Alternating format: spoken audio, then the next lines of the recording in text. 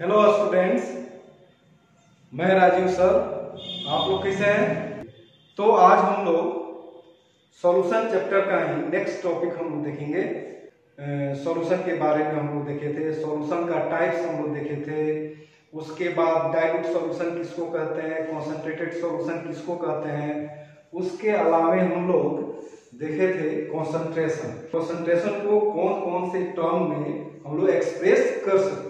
उसमें जैसे मोलारिटी था, नॉर्मलिटी था, फिर कह सकते हैं मोलालिटी, मोल फ्रैक्शन और मास परसेंटेज के बारे में हम लोग क्लास हम लोग लिए। आज हम लोग देखेंगे इस चैप्टर का जो आपका मेन पॉइंट है, क्वालिटेटिव प्रॉपर्टीज। यहाँ पर डिफिनीशन होता है कि विलयन के कुछ ऐसे गुण जो विलयन में उपस्थित विलेय के अणुओं की संख्या पर निर्भर करता है, न कि उसके नेचर के ऊपर डिपेंड करता है। ठीक है ना? उसको कहा जाता है क्वालिटेटिव प्रॉपर्टीज। तो यहाँ पर एक टर्म हम जैसे एग्जांपल लेते हैं, चीनी, नमक और पानी का विलयन अगर लें तो यहाँ पर विलयन का जो स्वाद होगा वो क्या होगा, नमकीन होगा। या चीनी और पानी का विलयन ले तो विलयन का स्वाद क्या होगा, आपका क्या होगा, मीठा।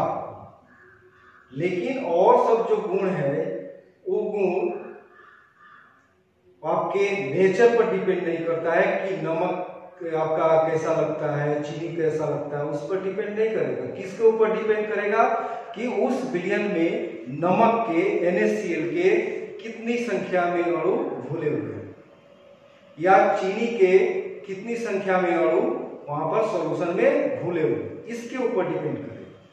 तब उस प्रॉपर्टीज को हम लोग नाम देंगे क्वालिटेटिव प्रॉपर्टीज। क्लियर? यानी अगर इसको डिफाइन हम लोग करें तो कैसे कर सकते हैं कि the properties of the solution which depends upon the nature, depends upon the number of particles. यहां पर पार्टिकल्स से मतलब हो गया number of molecules, number of atoms और नंबर ऑफ आयंस। ठीक है? और नेचर पर डिपेंड नहीं करेगा। तो इस तरह से कर सकते हैं, इसको एक्सप्लेन कर सकते हैं हम लोग कि the properties of the solution which are depend on the number of particles means number of molecules, number of atoms, number of ions, but not on the nature of solid, are called qualitative properties। यानी विलयन के वैसे गुणधर्म जो विलयन में उपस्थित विलेय के कणों की संख्या, मतलब उसके अणुओं की संख्या पर, उसके परमाणुओं की संख्या पर या उसके आयनों की संख्या पर निर्भर करती हैं, न कि विलेय के प्रकृति के ऊपर। उसे हम लोग कहेंगे अनुसंख्य गुणधर्म। तो इसको डिफाइन हम लोग कर ले क्वालिटेटिव प्रॉपर्टीज को कि the properties of the solution which depend upon the number of particles, मतलब कि मॉलिक्यूल्स और आयंस और atom, but not on the nature of the solute present in the solution. क्या हमने बोला कि the properties of the solution which depend upon the number of particles but not on the nature of solute are called qualitative properties।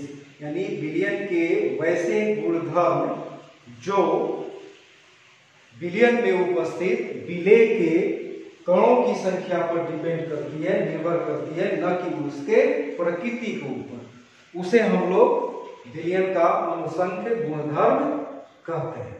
Clear? तो इसको हम लोग जैसे example क्या हो सकता है क्वालिटेटिव प्रॉपर्टीज का, तो सबसे पहला एग्जांपल हम लोग ऑस्मोटिक प्रेशर का लेंगे, मतलब परिचारक दाब।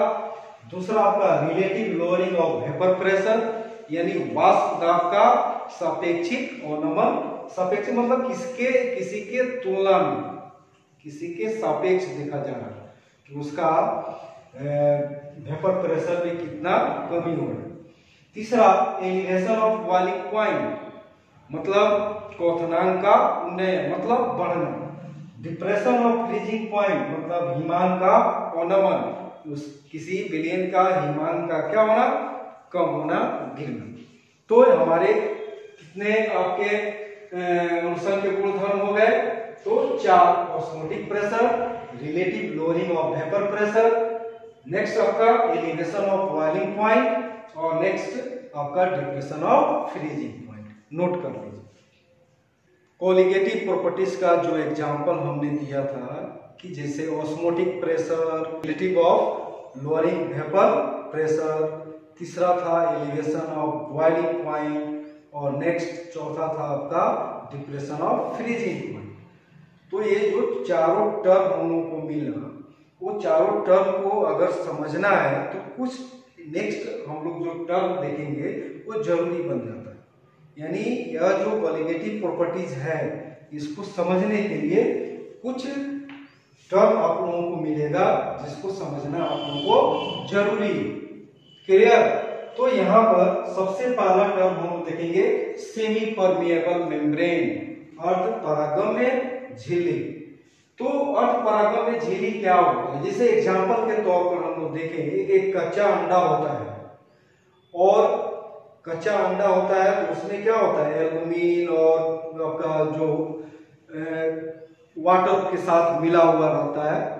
लेकिन जब हम उसे बॉयल करते हैं तो पानी क्या होता है, जो वाटर है वहां पर भीतर में वो पानी यानी वाटर वो क्या हो जाता है, एक सेल के थ्रू क्या हो जाता है, बाहर निकल जाता है। लेकिन उसमें का एल्बुमिन जो है वो बाहर नहीं निकल पाता। मतलब क्या हुआ कि वहां पर जो पानी जो है वो सॉल्वेंट के रूप में है, और वो अंडे की झिल्ली से होकर के वो आपका पानी क्या हो रहा है, निकल रहा है। तो यहां पर केवल सॉल्वेंट मॉलिक्यूल निकले।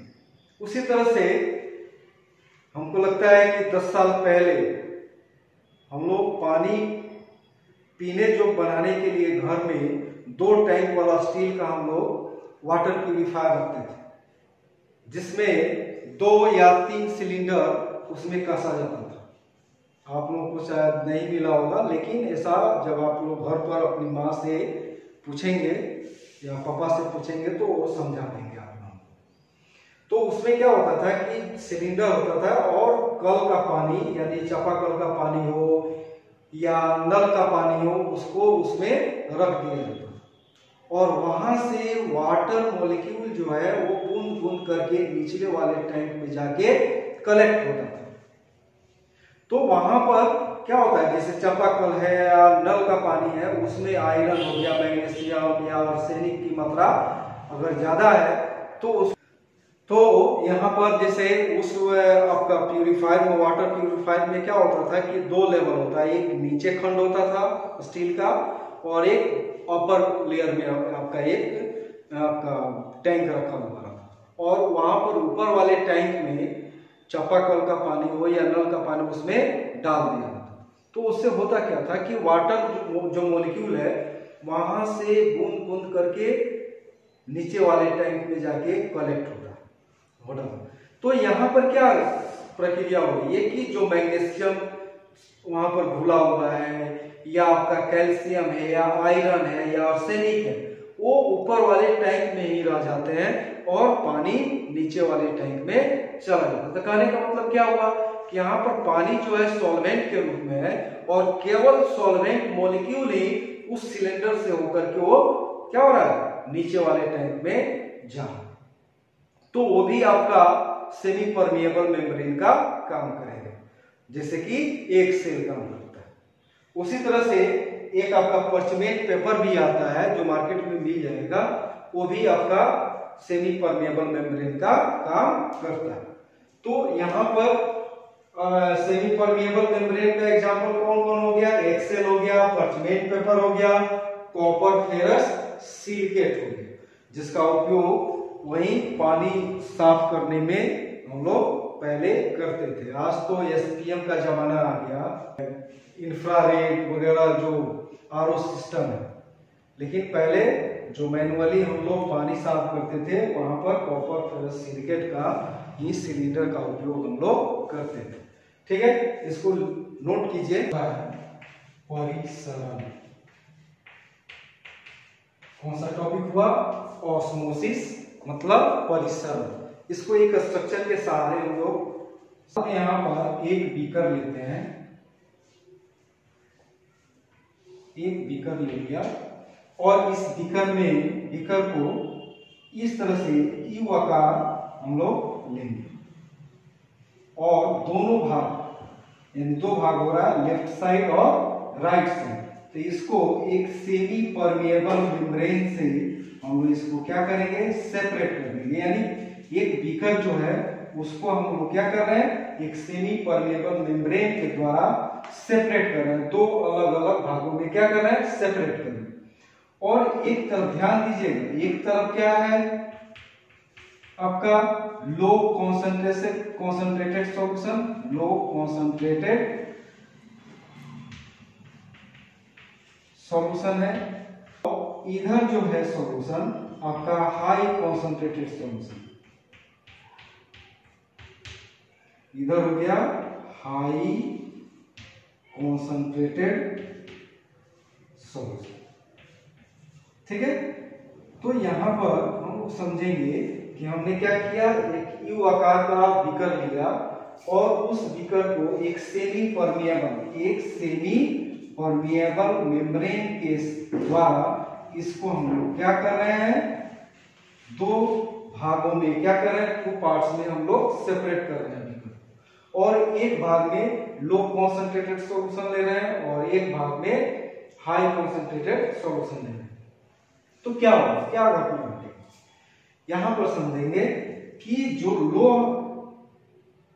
लो कॉन्सेंट्रेटेड सॉल्यूशन और हाई कॉन्सेंट्रेटेड सॉल्यूशन है, तो उसमें सॉल्वेंट मॉलिक्यूल्स का जो फ्लो होगा वो कौन से डायरेक्शन में होगा? और इसलिए आप लोग सीधे तौर पर सोचेंगे कि high concentrated solution to low concentrated solution, but ऐसा नहीं होता है। जस्ट उल्टा सोचिए कि low concentrated solution to high concentrated solution की ओर सॉल्वेंट मॉलिक्यूल का फ्लो होगा। क्योंकि लो कॉन्सेंट्रेटेड सॉल्यूशन का मतलब हो गया कि इस भाग में सॉल्वेंट की मात्रा अधिक है और इस भाग में सॉल्वेंट की मात्रा कम है। मतलब इधर सॉल्वेंट जो है वो क्या हो गया? कम है, और इधर सॉल्वेंट जो है वो क्या है? तो अधिक है। ठीक है, तो यही कारण है कि सॉल्वेंट मॉलिक्यूल्स का जो फ्लो होगा वो क्या होगा? Low concentrated solution to high concentrated solution. समझ में आई बात? तो यहां पर हम लोग देखेंगे कि वाटर जो मॉलिक्यूल या सॉल्वेंट जो मॉलिक्यूल का गमन हो रहा है कहां से? लो कॉन्सेंट्रेटेड सॉल्यूशन टू क्या? Higher concentrated solution. When both the solutions are separated by a semi permeable membrane. This process is called osmosis. ठीक है, या कह सकते हैं कि the process, या कह सकते हैं the process of flow of solvent molecules from lower concentrated solution to higher concentrated solution. When both the solutions are separated by a semi-permeable membrane is called osmosis. यानी हिंदी में इसको हम लोग डिफाइन कर सकते हैं कि वह प्रक्रिया जिसमें विलायक अणुओं का गमन निम्न सांद्रता वाले विलयन से उच्च सांद्रता वाले विलयन की ओर होता है, जब दोनों विलयन एक अर्धपरागम्य झिल्ली द्वारा क्या होती है? अलग होती है, परिसरण कहलाता है। तो इसको हम लोग डिफाइन करेंगे, the process of flow of solvent molecule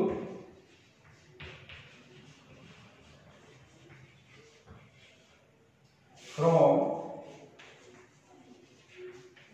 lower concentrated solution to higher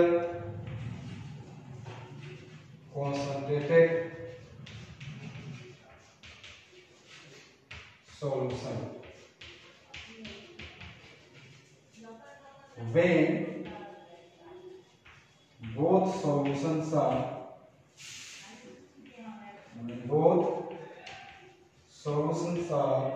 separated,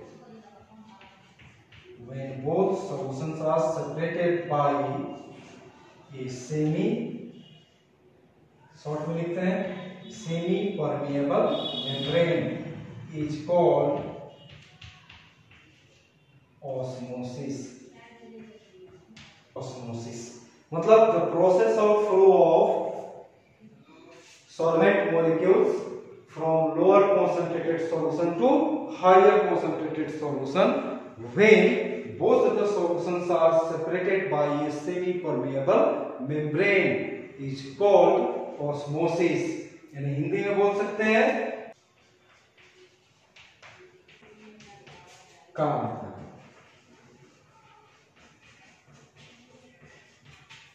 क्या हो गया हिंदी में कि वह प्रक्रिया जिसमें विलायक अणुओं का गमन निम्न सांद्रता वाले विलयन से उच्च सांद्रता वाले विलयन की ओर होता है जब दोनों विलयन एक अर्ध परागम्य झिल्ली द्वारा अलग होती हैं, परिसरण कहलाता है. इसको फिर से हम दोहरा रहे हैं इस डेफिनेशन को कि the process of flow of solvent molecule from lower concentrated solution to higher concentrated solution when both the solutions are separated by a semi permeable membrane is called osmosis.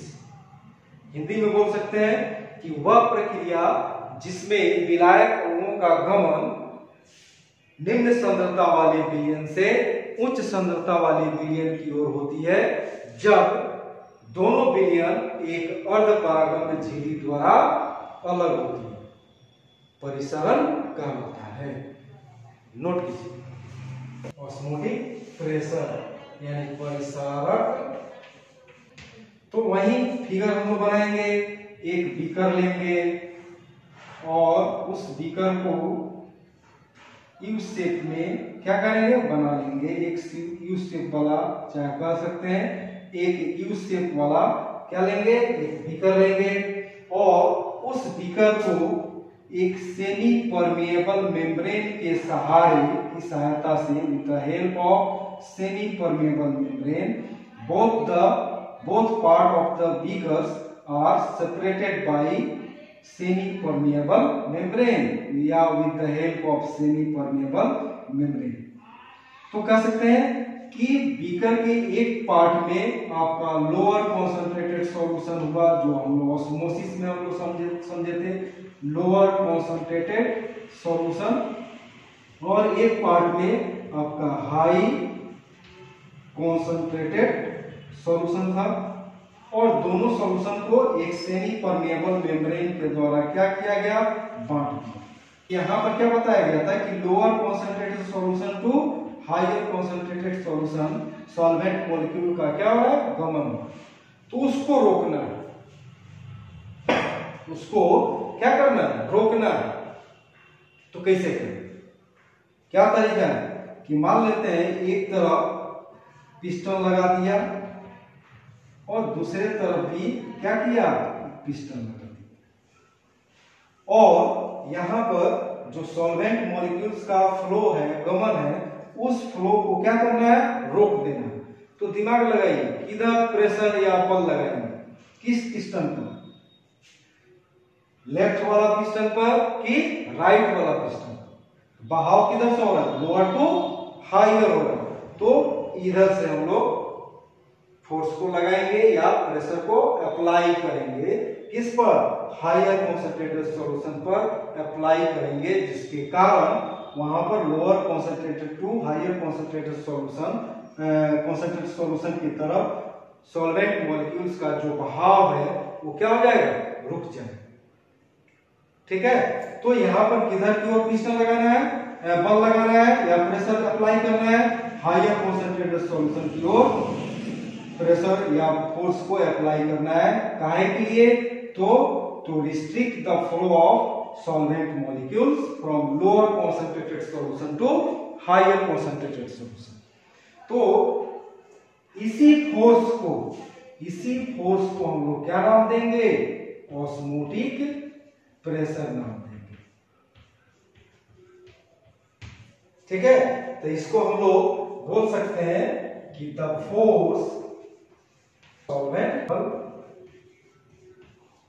Membrane is called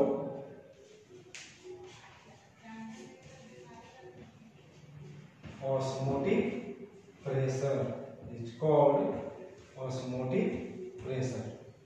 यानी इसको हिंदी में हम लोग बोल सकते हैं कि वह बल या दाब जो उच्च सांद्रता वाले विलयन पर आरोपित किया जाता है, जिससे निम्न सांद्रता वाले विलयन से उच्च सांद्रता वाले विलयन की ओर विलायक अणुओं का गमन रुक जाता है। ऑस्मोटिक प्रेशर यानी परिसारक दाब क्या होता है? क्या हमने डिफाइन किया कि वह बल और दाब जिसे उच्च सांद्रता वाले विलयन की ओर आरोपित करने से विलायक अणुओं का गमन किधर से?